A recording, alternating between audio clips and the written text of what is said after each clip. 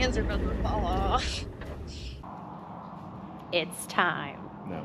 For more, no, for more sprinkler work. But everything is very organized. We're re-nozzling an entire sprinkler, so we have to walk the whole thing. But Zach has a little plan in mind to maybe make it easier. Well, but no. No. Not me. This is thanks to the guys that set this nozzle package up, which we're reusing a bunch of old nozzles because we're hoarders and we like to reuse stuff. Yeah. So those are all old nozzles. Actually, off that sprinkler that got a new one put up on it, we kept all the old nozzles and we're going to reuse those. But somebody that put this nozzle package together was nice enough. Yeah, look at this. To set this all up and label them all. Label maker. In what order they go in, which somebody has worse OCD than I do. Because gosh dang, I bet that took a lot of time. Hopefully we don't hit anything and mess all up these our drive. already have the right nozzles in them, and they're literally labeled in order on which ones they go on. So that's going to be way nice. So cool. I'm glad to know I'm not the only one with severe OCD. Severe. I live with and deal with Chronic severe OCD. Chronic OCD syndrome. The dogs are like, please just throw the ball. Please shut up. Yeah, we'll go head out there. Hopefully it's not crazy windy. I don't think it'll be terrible. It's definitely a little breezy, but it's calmed down a lot in the last 30 minutes. We had a blizzard the other day, and now we're back to 70 degrees. So we'll see you out there, I guess.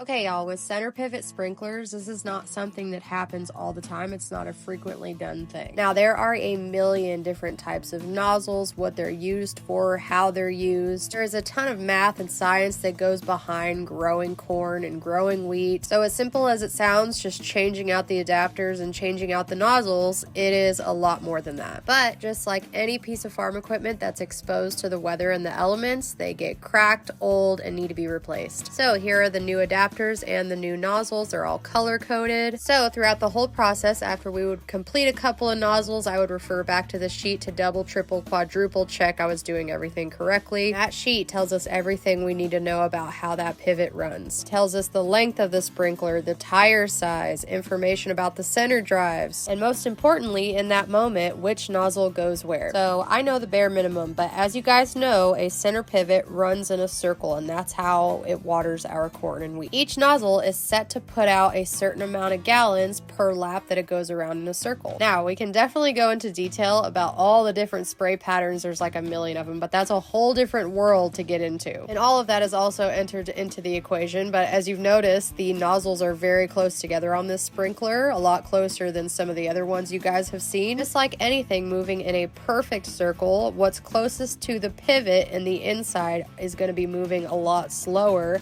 than the entire outside. So therefore, the nozzles very close to the pivot are going to be putting out a lot less water than these outside nozzles. For example, you get completely drenched when you're having to clean the outside nozzles as opposed to the inside ones. Just on the sprinkler we were working on today, there was at least 15 or 16 different sizes. I don't know the exact number, but it was a lot. All of that also factors into helping the pivot actually pressure up correctly and maintaining that pressure. When I first moved out here and was around these things for the first time, I didn't realize how much water is being pushed to these things. It is a ton of water, so every little pound of pressure counts. If you have any more questions, please leave them down below, but these nozzles are going to be awesome too because they have little on-off switches, so when they're clogged, we can run up, turn them off, and then clean them out and plug them back in. But these are considered the fancier nozzles, and I really, really like them, and I'm excited to see them in action. Things are getting tender. We've given up on doing things the fastest way. It's a marathon at this point. Yeah. We're definitely not doing it the fastest way. I'm actually taking like as long as possible because my hands are starting to hurt so bad. Yeah. We forgot channel locks. Gloves. Gloves. Neither of us have gloves, which is shocking. And I forgot that there is an absolute pile of nozzles on this spigot. This is just, ow. Just hit myself in the head with a weight. Yeah, the wind died down. That's beautiful out right now. Oh my gosh, I got so scared again. I thought that I had an extra one because I've been kind of doing the math. But those last nozzles always get me because they're way up there. I'm short, so my eyes don't go up that high. I'll show you.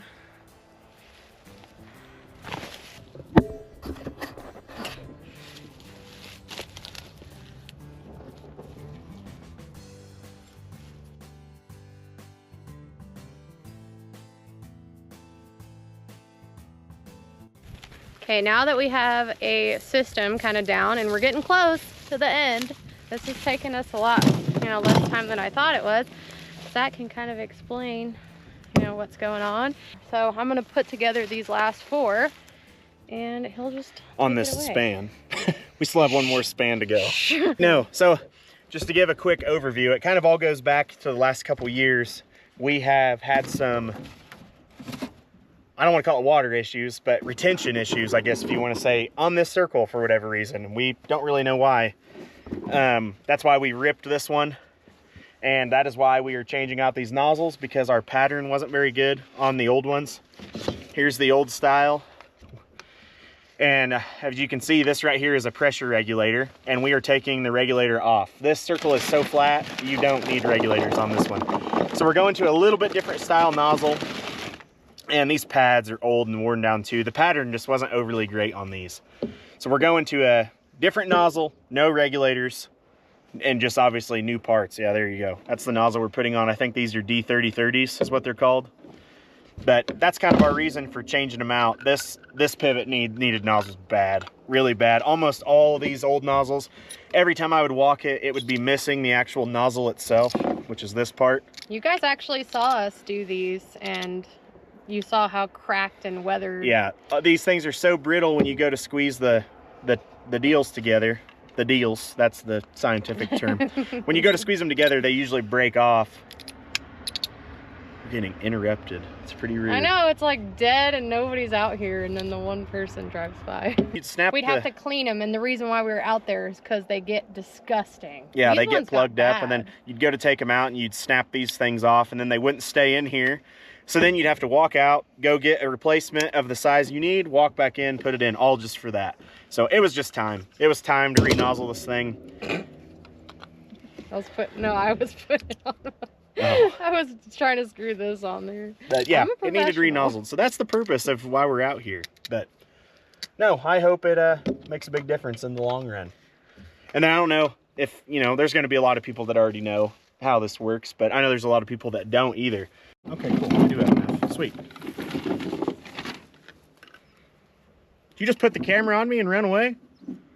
It's pretty exciting over here. Ow, I'm short.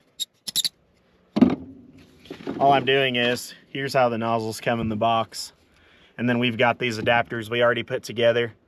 That way they just screw right onto our original setup. So I'm just putting them together ahead of time because these edges right here are sharp, and that's what kind of shredded our hands at the beginning, was just turning those with our hands. So if you put this on first, you can grab this pad. Oh my goodness. You grab this pad on the bottom and grab this thing and turn them together.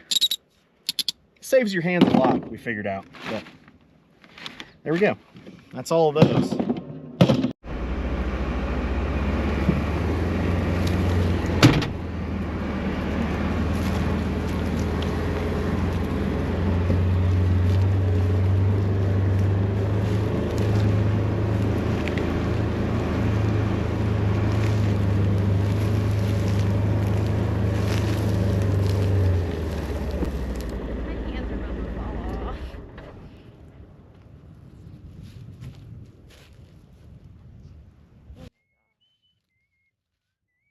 Copyright. Oh yeah, you better not. I am. Here, you want to trade me? You want to start putting new ones on and I'll break those all loose? Yeah. Some of these end ones are pretty tight. Some of them. Here, take the people. Take the people. Oh, goodness, you weren't joking that one. No, that one is, I don't know why that one was so bad.